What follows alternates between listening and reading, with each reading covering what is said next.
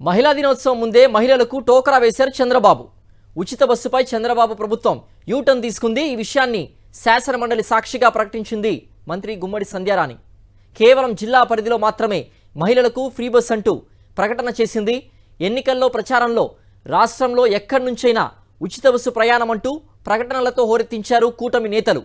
ప్రతి సభలో ఎక్కడి నుండి ఎక్కడి వరకైనా ఉచితం అంటూ చంద్రబాబు ప్రచారం చేశారు. అధికారంలోకి రాగానే మాట మార్చేశారు చంద్రబాబు.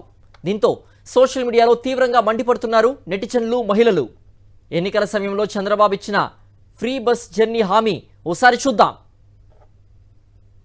ఉచిత ప్రయాణ సౌకర్యం, దీనివల్ల మొబిలిటీ మహిళల్లో ఎక్కువ ఉంటుంది. ఉద్యోగాలు చేయాలన్నా, వ్యాపారాలు చేయాలన్నా, బయట పోయి రావాలన్నా చాలా సులభంగా ఉంటుంది. అందుకే ఈ కార్యక్రమం తీసుకొచ్చాం.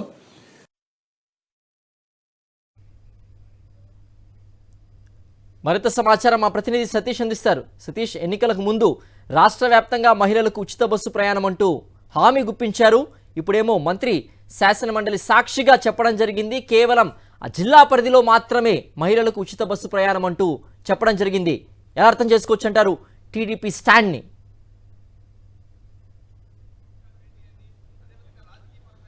సిద్ధేశ్వర్, ఒక్కొక్క హామీకి కూడా ఒకవైపు లబ్ధిదారులను కోత విధించడం, మరొకవైపు నిధుల కేటాయింపులో కోత విధించడం, కొన్ని హామీలను పూర్తిగా గాలి కొదిలేస్తున్నటువంటి చంద్రబాబు ప్రభుత్వం మరొక హామీ విషయంలో యూటర్న్ తీసుకుంది. ఆంధ్రప్రదేశ్లో ఉన్నటువంటి మహిళలందరికీ కూడా ఉచిత బస్సు ప్రయాణ సౌకర్యం కల్పిస్తాం. జూన్ 4న ముఖ్యమంత్రిగా చంద్రబాబు గెలిచిన తర్వాత వెంటనే తక్షణమే అమలవుతుందని చెప్పి ఎన్నికల సమయంలో హామీ ఇచ్చారు. ఎక్కడి నుండి ఎక్కడికైనా సరే ఉచితంగా బస్సులో ప్రయాణించవచ్చు, మహిళల ఆధార్ కార్డు ఉంటే చాలంటూ హామీ ఇచ్చినటువంటి చంద్రబాబు ప్రభుత్వం ఇప్పుడు అడ్డంగా యూటర్న్ తీసుకుంది. సాక్షాత్తు శాసనమండలి సాక్షిగా ఆంధ్రప్రదేశ్ రాష్ట్ర స్త్రీ శిశు సంక్షేమ శాఖ మంత్రి గుమ్మడి సంధ్యారాణి ఒక ప్రకటన చేశారు.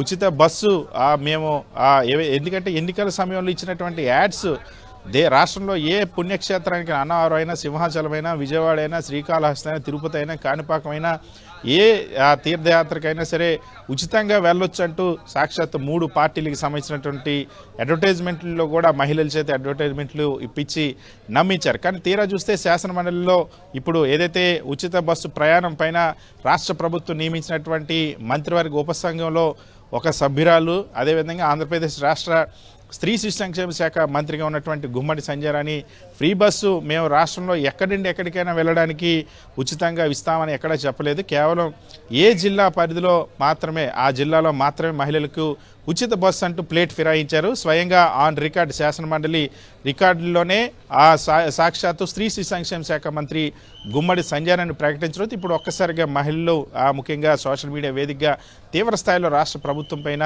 విరుచుకుపడతా ఉన్నారు. ఎందుకంటే ఎంత దారుణంగా మోసం చేస్తారో, ఎన్నికల ముందు ఓట్ల కోసం ఫ్రీ బస్సు అన్ని ప్రాంతాల్లో ఏ తీర్థయాత్రకైనా వెళ్ళొచ్చు అంటూ మహిళల్ని నమ్మించి ఇప్పుడు కేవలం జిల్లా పరిధిలో మాత్రమే ఈ పథకాన్ని అమలు చేస్తామంటూ సాక్షాత్తు మంత్రి ప్రకటించడం పట్ల తీవ్రంగా మండిపడుతున్నారు. ముఖ్యంగా ఈ పథకాన్ని ఎక్కడైతే కాపీ కొట్టారో చంద్రబాబు ప్రభుత్వం, చంద్రబాబు మేనిఫెస్టోలో ఈ పథకాన్ని అటు తెలంగాణ కాంగ్రెస్ మేనిఫెస్టోలోనూ, కర్ణాటక కాంగ్రెస్ మేనిఫెస్టోని చూసి కాపీ కొట్టారు. చంద్రబాబు కాపీ కొట్టినటువంటి ఆ రాష్ట్రాల్లో ఎక్కడైతే తెలంగాణలో, అదేవిధంగా కర్ణాటక, ఈ రాష్ట్రాల్లో కూడా రాష్ట్ర వ్యాప్తంగా కూడా ఉచిత బస్సు ప్రయాణాన్ని మహిళలకు అమలు చేస్తున్నారు. కానీ కాపీ కొట్టి ఆ పథకాన్ని తీసుకొచ్చినటువంటి చంద్రబాబు ఈ రాష్ట్రంలో ఇప్పటివరకు ఈ పథకాన్ని అమలు చేయలేదు, ప్రారంభించలేదు.